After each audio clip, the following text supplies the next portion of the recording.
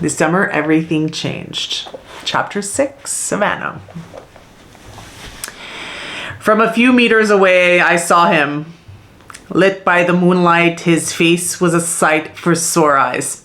He was prettier than any model I had ever worked with at Margaret Tan Atelier, and that's saying something. He had changed from his tennis attire to a pair of skinny blue jeans and a t-shirt that said, "Ciao," on the front.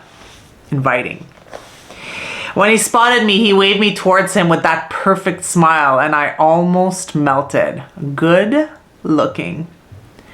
"Savannah, ciao, vieni," he shouted as I approached. "So happy to see you tonight. What a beautiful full moon we have to guide us down the beach, but you are 10 times the beauty of the moon." I felt like I was either in a fairy tale or a very cheesy movie. I went with the first. "I'm sure you say this to all the girls. Demi, do you have someone special in your life?" I wanted to get that out of the way. "A girlfriend? Right now? I'm free, single. You?" "I'm definitely single." "Well, I'm a lucky guy then." He smiled again, but this time it didn't feel rehearsed. It felt genuine. We proceeded to walk down the beach where there were quite a few people. It wasn't crowded, but for this time of night, it was busy.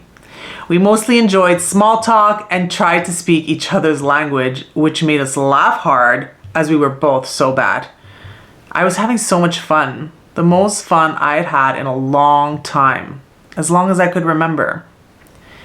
Giovanni was a bright light, so carefree, and I loved it. Besides the obvious exterior, he seemed like a very fun, loving, sweet, charming guy, and I was really happy to be in that moment with no longer a stranger who made me feel young and free.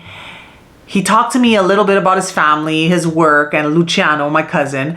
They had been best friends since they were children. Gio was sad when Luciano had to move away to northern Italy for work. He mentioned Sofia a few times. They seemed to know each other well. He appeared to have a lot of respect and admiration for her, which I thought was sweet. He didn't once mention a Julia, and I didn't want to ask. She would surely be there tomorrow at the beach party, and I would have a chance to scope out the competition. Ha!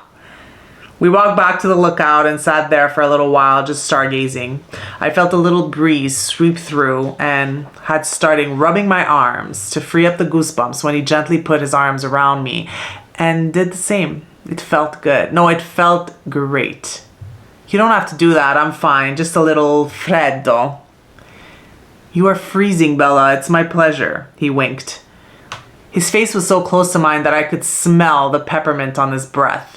And at that moment, I wanted to kiss him, but something stopped me, and I turned back to look out at the ocean. He did the same and smiled. I appreciated him for not making it awkward. I felt like it was way too soon for me to be locking lips with an almost stranger. "Savannah, I can call you Savvy, see?" he asked. "Yes, we're officially friends now, so absolutely. I can call you Gio." I smiled. "Yes, for sure, Bella. I feel like we've known each other longer. It's strange. I had such a good time tonight, just walking and talking with you. I hope we can do it again soon, see?" "Well, I'll be here on weekends for 2 months, so we can definitely do this again." "Ah, yes, you're in Roma for work during the week. Maybe I could come and see you sometime. I have to go to my company's office once in a while, and it is in Rome as well." "Well, I'm pretty busy, but having dinner with another human would be nice. I've been mostly alone in Rome, although it's only been 1 week." "Good, then it's settled. We'll have dinner. Let's talk more tomorrow at the beach party. We can set a date." "Like a date? Or like a calendar date?" I wasn't sure. "Okay," I said. "It's really late. I should go back." "I will walk you back. Andiamo." He stood up and gave me his hand to pull me alongside him. His touch was electric. But once I was standing, I immediately let go. Damn. We walked back side by side, and I just felt like this heat between us. It was hard to describe. I knew he felt it. I saw it when he glanced at me a couple times and smiled. The lust was evident in his eyes, and I heard my cousin's voice in my head. "Savvy, be careful. Drama." I didn't pay too much attention to it. I was distracted by this gorgeous man walking me home from a perfect night on the beach. He said he was single, and I chose to believe him. I wasn't ready to give up on him just yet.